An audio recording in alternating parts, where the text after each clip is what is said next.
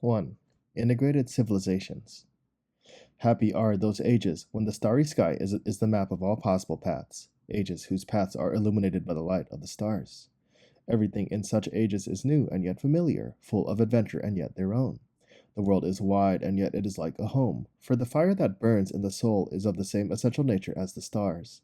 The world and the self, the light and the fire, are sharply distinct, yet they never become permanent strangers to one another, for fire is the soul of all light, and all fire clothes itself in light. Thus, each action of the soul becomes meaningful and rounded in this duality, complete in meaning, in sense, and complete for the senses, rounded because the soul rests within itself even while it acts, rounded because its action separates itself from it, and having become itself, finds a center of its own and draws a closed circumference round itself. Philosophy is really homesickness, says Novalis. It is the urge to be at home, everywhere. That is why philosophy, as a form of life, or as that which determines the form and supplies the content of literary creation, is always a symptom of the rift between inside and outside, a sign of the essential difference between the self and the world, the incongruence of soul and deed. That is why the happy ages have no philosophy, or why, it comes to the same thing, all men in such ages are philosophers, sharing the utopian aim of every philosophy. For what is the true task of true philosophy if not to draw that archetypical map? What is the problem of the transcendental locus, if not to determine how every impulse which springs from the innermost depths is coordinated with a form that is ignorant of, but that has been assigned to it, from eternity, and that must envelop it in liberating symbols? When this is so, passion is the way, predetermined by reason, towards complete self-being, and from madness come enigmatic yet decipherable messages of a transcendental power, otherwise condemned to silence. There is not yet any interiority, for there is not yet any exterior, any otherness for the soul.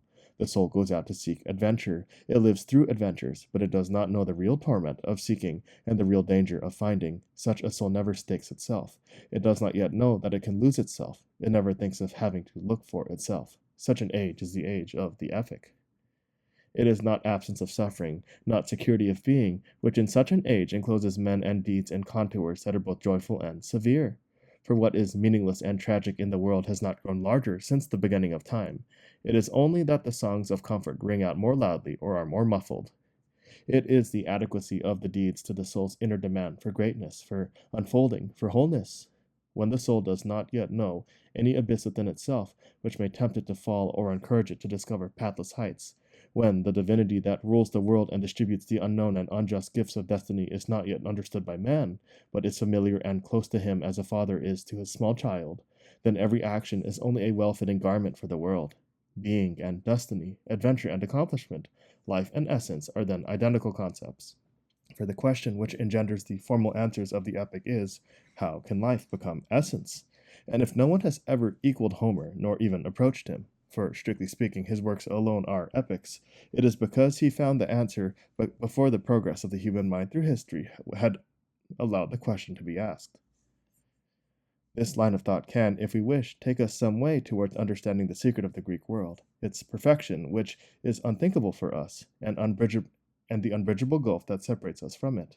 The Greek knew only answers but no questions, only solutions, even if enigmatic ones, but no riddles, only forms but no chaos. He drew the creative circle of forms from this side of paradox, and everything which, in our time of paradox, is bound to lead to triviality, led him to perfection. When we speak of the Greeks, we always confuse the philosophy of history with aesthetics, psychology with metaphysics, and we invent a relationship between Greek forms and our own epoch.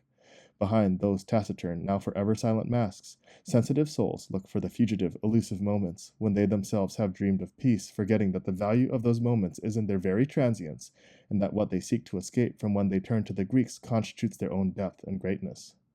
More profound minds, who try to forge an armor of purple steel out of their own streaming blood, so that their wounds may be concealed forever, and their heroic gesture may become a paradigm of the real heroism that is to come, so that it may call the new heroism into being, compare the fragmentariness of the forms they create with the Greeks' harmony, and their own sufferings, from which their forms have sprung, with torments which they imagine the Greeks' purity had to overcome, interpreting formal perfection in their obstinately solipsistic way as a function of inner devastation. They hope to hear in the Greek words the voice of a torment whose intensity exceeds theirs by as much as Greek art is greater than their own. Yet this is a complete reversal of the transcendental topography of the mind. that topography whose nature and consequences can certainly be described, whose metaphysical significance can be interpreted and grasped, but for which it will always be impossible to find a psychology, whether of empathy or of mere understanding. For all psychological comprehension presupposes a certain position of the transcendental loci, and functions only within their range. Instead of trying to understand the Greek world in this way, which in the end comes to asking unconsciously, what could we do to produce these forms? Or how would we behave if we had produced these forms? It would be more fruitful to inquire into the transcendental topography of the Greek mind, which was essentially different from ours, and which made those forms possible and, indeed, necessary.